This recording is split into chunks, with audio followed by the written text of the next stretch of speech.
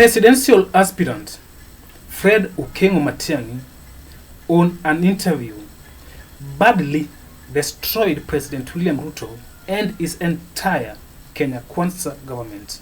And before we dive deep into our critical analysis, I want you to keenly listen to him. That is the difference I bring. That I'll be very honest with the people of Kenya.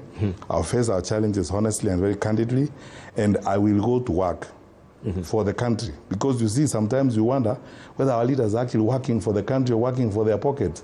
That is why, Dibal, today I brought you this as one of the things. It's very rare that people come to the studio with gifts. This is not a gift anyway, but it's a report that I think you probably may have seen. If you have not seen it, it's the Auditor General's report, a special audit on the e-Citizen.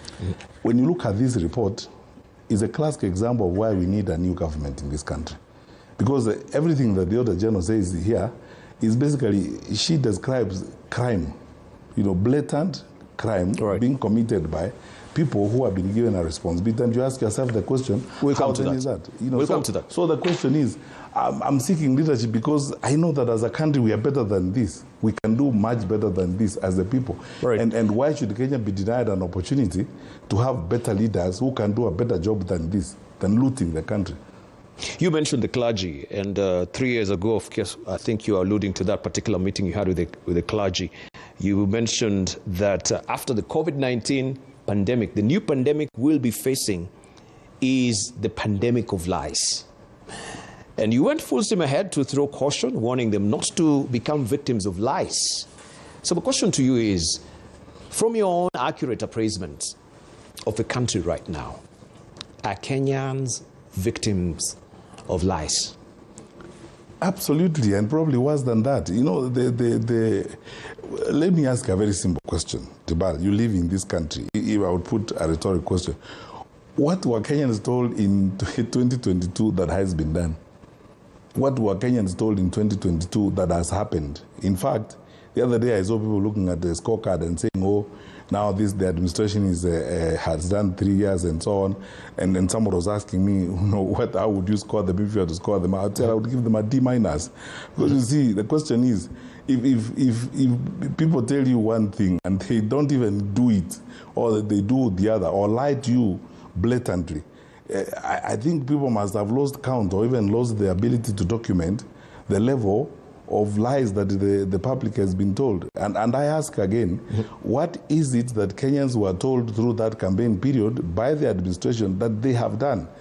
I mean, the answer is, that's why I argue all the time that in governments that are in power or governments that are in place always campaign on their track record. They campaign on what they have done. So either incumbents gives you an opportunity to work and very easily attract re-election or additional time, or if you don't do the work, you're punished for it. So the truth is, I think Kenyans are victims of the lies they were told. And I have been vindicated that what is happening, I said clearly to the clergy that after the COVID pandemic, the next thing was an outbreak of lies in Kenya. So national politicians, saying virtually everything. I'll put so many billions this way, I'll put so many billions that way and so on. Where are they? I said that time those are just lies. I went further at the meeting of the National Council for Administration of Justice and pointed out the fact that because we have a very weak campaign financing infrastructure in the country, we are allowing further bribery and extreme or an amount of incredible corruption to penetrate the electoral system. Politicians are buying seats, and I warned then that if you are not very careful, we will launder into public office or elective office individuals of questionable characters and so on, money launderers, wash characters, and all that kind of thing. What has happened since that time? We have been grey-listed by the Americans. Yeah, we'll come to it. We'll come to the grey listing. The EU issued a report the other day saying we are a financially insecure environment for financial transactions. So I think I have been vindicated. Right, I'm trying to see some of, especially... We Kenyans, we are all aware that the biggest predator which is feeding up on our economy is corruption. And the President William Ruto, weeks ago came out and admitted to Kenyans that truly there is corruption in its government. And since then, the president has just gone quiet. He hasn't come out strongly to face the dragon, this dragon which is slaying on our economy. That is a clear indication that the president is not willing and will not be willing at any cost to put fights against corruption. Fred Matiang'I has talked about it, more specifically on the e-citizen. The report, which was revealed by the Auditor General, exposed to Kenyans how millions of Kenya's shillings is being siphoned into offshore banks by these our leaders. And to make it worse, through corruption, America threatened to blacklist Kenya from getting financial aid or involving into financial transaction with Kenya.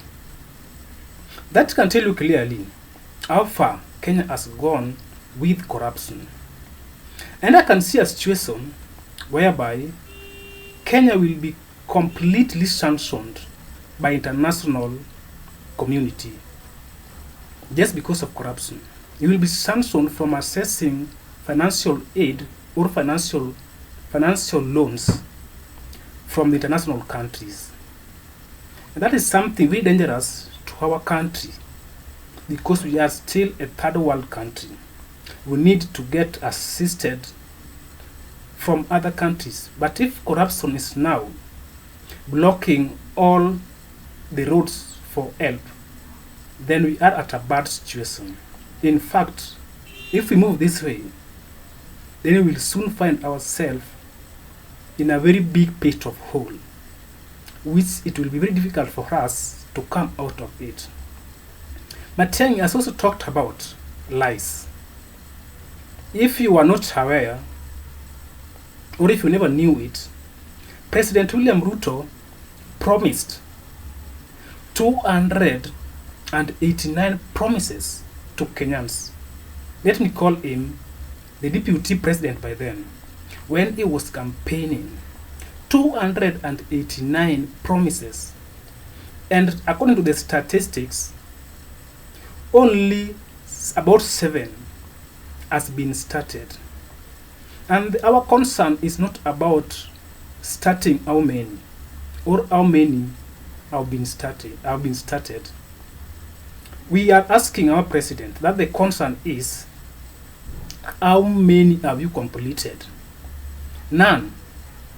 The president hasn't done or hasn't completed any project.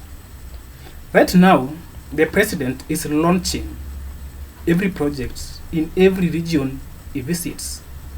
These things are meant for campaigns. In fact, he is campaigning.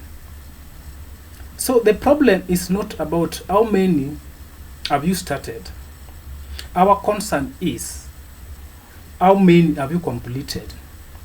We want to see things being done to completion. Not just starting everything, but you can't complete. Guys, Matiang'I said that we are now facing pandemic of lies. It is indeed true that right now we are suffering from pandemic of lies from this government of Kenya Kwanza. That is my take, guys. And if you have yours too, you can as well let me know. But before I end the video, I want to kindly request you that if you have not yet subscribed to our channel, then go ahead and do it. You can as well like and comment. Thanks for watching, and I hope to catch you in our next video. Bye and take care.